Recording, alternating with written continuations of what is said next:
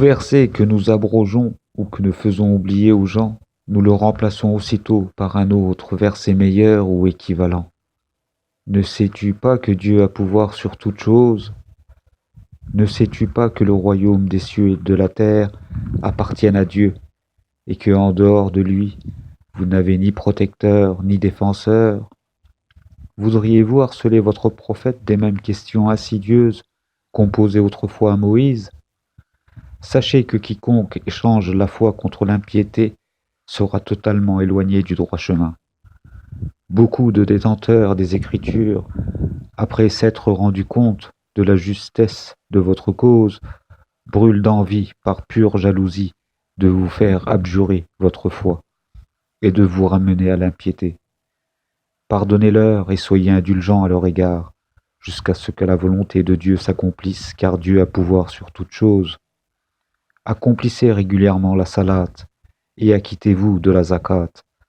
Tout bien que vous aurez avancé sur terre pour votre salut, vous le retrouverez auprès de votre Seigneur, car il est attentif à tous vos actes.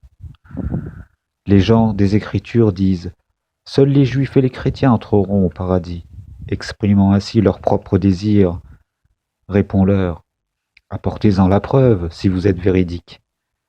La vérité est que quiconque se soumet à la volonté divine tout en faisant le bien, c'est celui-là qui recevra sa récompense du Seigneur et qui n'aura à éprouver ni crainte ni peine. » Les Juifs affirment « Les chrétiens sont dans l'erreur » et les chrétiens de leur côté affirment « Les Juifs sont dans l'erreur », bien que les uns et les autres récitent les Écritures. Et les mêmes propos ont été repris par les non-initiés aux Écritures. Dieu tranchera sur leurs différends le jour du jugement dernier. Y a-t-il pire prévaricateur que ceux qui empêchent le nom de Dieu de retentir dans ses temples et qui œuvrent pour les détruire, alors que de pareils gens ne devraient y pénétrer qu'en tremblant de peur? Aussi, l'ignominie sera-t-elle leur lot dans ce monde, et les pires tourments les attendront dans la vie future.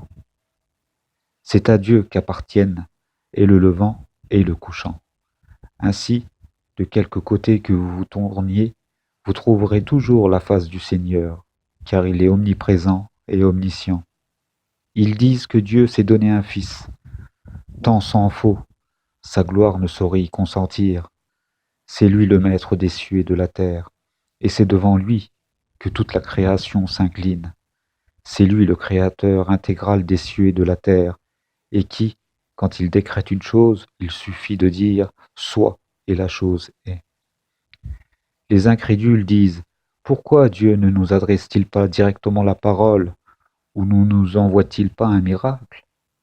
Ainsi parlaient déjà ceux qui les avaient devancés, même raisonnement, même mentalité. Nous avons pourtant donné suffisamment de preuves à ceux qui croient réellement. Prophète, nous t'avons envoyé, porteur d'un message de vérité, en annonciateur de bonnes nouvelles et un avertisseur, tu n'auras cependant aucun compte à rendre pour ceux qui sont voués à l'enfer.